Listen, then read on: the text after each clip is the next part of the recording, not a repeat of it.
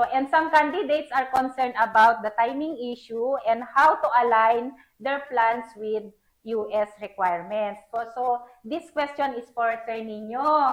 So, Sir Nino, it's your turn. So, can you tell us what are the essentials, requirements are when to applying?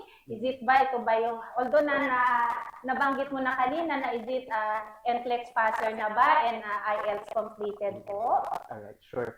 So, before I answer that, I would like to back up lang yung sinabi ni Apple. So, did you know, with Solutions Healthcare kasi, since we are providing EB3 visa, so there are some of the advantages why we chose EB3 visa unlike with other type of visa. Kasi EB3 visa would let the candidate legally live and work in the United States and renew their residence after 5 years in the United States. But one of the things there that I would like to back up sa homes to address yung homesickness.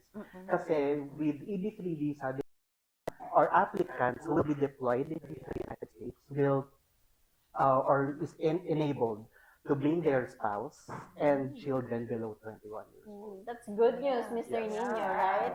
Yeah. So, no homesickness na. So no homesickness. Unless single pa si candidate.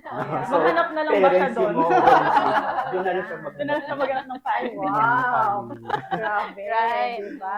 9 times ka ba? Yeah. Wow, thank you for that addition.